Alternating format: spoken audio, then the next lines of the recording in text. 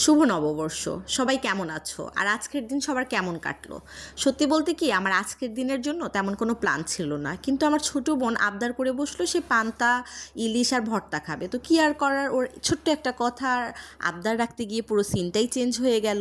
আগের দিন রাতে আমি বেশিরভাগ কাজ গুছিয়ে রেখেছিলাম কারণ আমি জানতাম সকালে আমার দ্বারা এত কিছু হবে না। তারপর ওই ভোর 6টায় উঠে ভর্তা-টর্তা বানিয়ে সবগুলো প্যাক করে বক্সে নিয়ে আম্মুর বাসার উদ্দেশ্যে রওনা দিলাম। আম্মুর বাসায় গিয়ে দেখি রবিন ভাই হচ্ছে গিয়ে ফ্যান লাগাচ্ছে। নববর্ষের দিনেও কাজটা থেমে নেই। আর একটু একটু করে সবাই আসতে লাগলো। আমি আবার ব্যস্ত হয়ে গেলাম খাবার সাজানো নিয়ে। তবে একটা কাজ ভালো করেছি, এইবার ছেলেদেরকে বসিয়ে রাখিনি। যাকে যেটা পেরেছি সেই কাজটা ধরিয়ে দিয়েছি। আর ভেতরে ভেতরে ভাবছিলাম আজকে বুঝুক কাজ কী জিনিস। তো একটা কথা না বললেই না, অনেকে ভাবে আমি বুঝি সারাদিন ফ্রি থাকি তাই এসব করি। আসলে ব্যাপারটা একদমই এমন না। সময় তো কারো কাছেই বেশি থাকে না, তাই না? সময় বের করে নিতে হয়। আমি জব করি, বাসার কাজ করি, বাচ্চাদের সামলাই, এর মাঝে যতটুকু পারি নিজের ইচ্ছেগুলোও পূরণ করি। আমার মনে হয় কি, ইচ্ছা থাকলে মানুষ নিজের রাস্তা বের করেই ফেলে। এর মধ্যে আমি সুন্দর করে একটা প্লেট সাজিয়ে ফেললাম, ভর্তা আর হচ্ছে ইলিশ সবগুলো দিয়ে মরিচ দিয়ে সুন্দর করে একটা প্লেট সাজিয়ে প্রথমে আদ্রিতাকে দিলাম, তারপর সাজ্জাদকে দিলাম। আর এদিক দিয়ে আদ্রিতার বাবা বলল যে সে হচ্ছে গিয়ে পান্তা ভাত খাবে। তো যে যে যার যার মতো যার যার যেটা পছন্দ সেরকম করে তাদের প্লেটটা সাজিয়ে নিল। আর আমরা সবাই মিলে খাওয়া দাওয়া শুরু করলাম একসাথে বসে।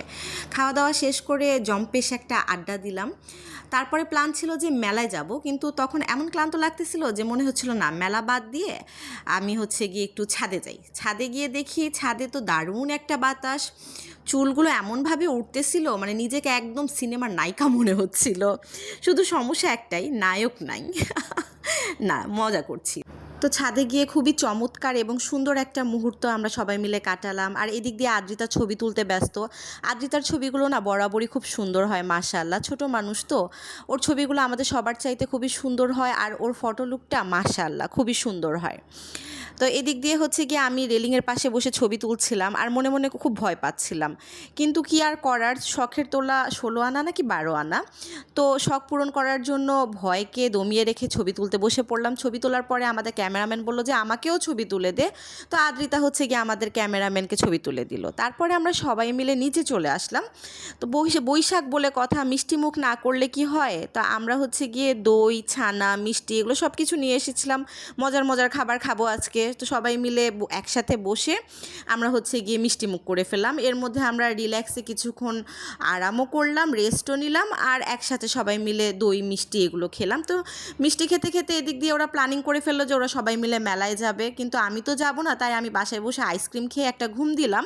আর এদিক দিয়ে বাচ্চারা সবাই মিলে, আমার ছোট বোনেরা সবাই মিলে মেলায় গেল। গিয়ে দেখে মানে ওখানে কনসার্ট হচ্ছে, তো ওখানে ওরা নাচ গান সবই দেখলো, দৌড়াদৌড়ি করলো, কিন্তু মেলায় এত ভিড় ছিল যে কোনো কিছুতে তারা উঠতে পারেনি। যেমন নাগরদোলা, দোলনা, আরও অনেক কিছুই ছিল।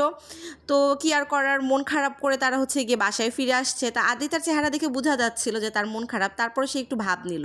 তো এদিকে একটা দৃশ্য একদম মনে লাগার মতো, সেটা হচ্ছে দেখেন একটা আইসক্রিম দুই ভাই মাশাল্লাহ কি সুন্দর ভাগাভাগি করে খাচ্ছে। আর এদিক দিয়ে আমার মেয়ে আম্মুকে পেলে একদম ছাড়তেই চায় না, সে চট করে মাথায় তেল লাগিয়ে মানে ফেললো আম্মুকে পেয়ে। এই হচ্ছে ওর অবস্থা। তো বিকেলে আম্মু আবার আমাদের সবার জন্য স্পেশাল করে হালিম বানিয়েছিল, কারণ আগের বার আমরা হচ্ছে গিয়ে কেউই হালিম খাইতে পারিনি। তো এবার আম্মু আমাদের সবার জন্য স্পেশালি হালিম বানিয়েছিল। আর ওনার আম্মু হচ্ছে গিয়ে আম্মুর বোনের ভাইয়ের ওয়াইফকে এবং ওনার ভাস্তিকে ইনভাইট করেছিল, তো ওরাও চলে আসলো। তো আম্মু বলছিল যে তুই অবশ্যই, আমি নাস্তা যতবার আনবো ততবার আমার ভিডিও নিবি। তো মায়ের হুকুম বলে কথা, সব মিলিয়ে কোনো প্ল্যান ছাড়া দিনটা এত সুন্দর করে কাটবে ভাবতে পারিনি। তো আজকের জন্য এই পর্যন্তই, টাটা, আল্লাহ হাফেজ।